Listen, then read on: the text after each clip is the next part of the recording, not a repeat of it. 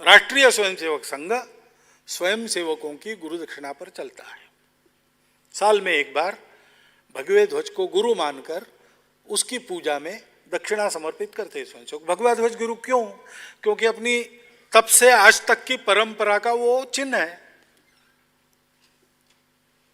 जब जब हमारे इतिहास का विषय आता है, ये भगवा झंडा कहीं ना कहीं रहता ही है।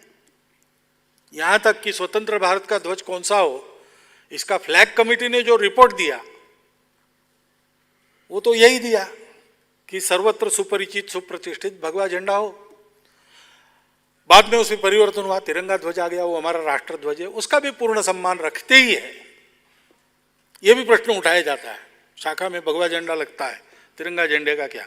तिरंगे झंडे के जन्म से उसके सम्मान के साथ संघ का स्वयंसेवक जुड़ा है। मैं आपको सत्य कथा बता रहा हूं।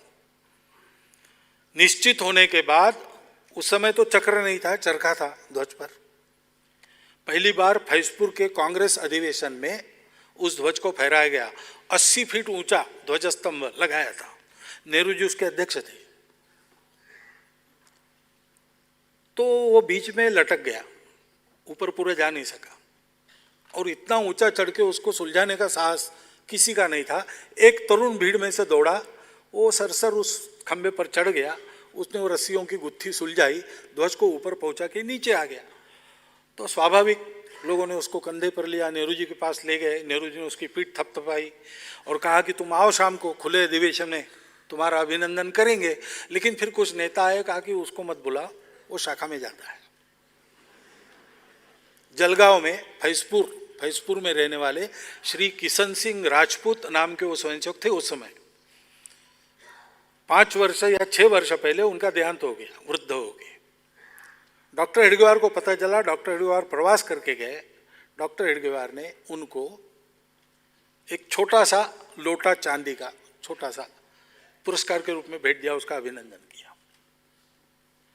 तब से पहली बार फहराया गया, तब से इसके सम्मान के साथ स्वयंसेवक जुड़ा है।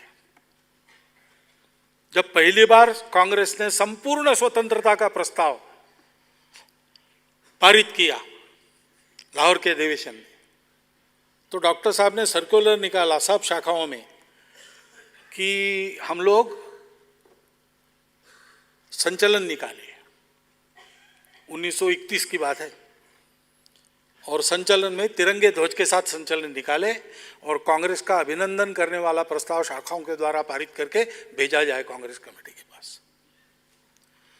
डॉक्टर हेडगेवार, उनके जीवन में देश का परम वैभव, देश की स्वतंत्रता, यही जीवित का गंतव्य था। संघ में दूसरा क्या हो सकता है? और इसलिए अपने स्वतंत्रता के जितने सारे प्रतीक हैं, उन सब के प्रति संघ का स्वयंसेवक अत्यंत श्रद्धा और सम्मान के साथ समर्पित रहा है। इससे दूसरी बात संघ में नहीं चल सकती।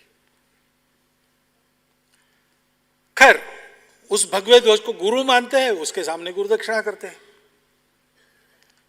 और उसमें जितना होता है उसमें हम अपना खर्चा चलाते हैं।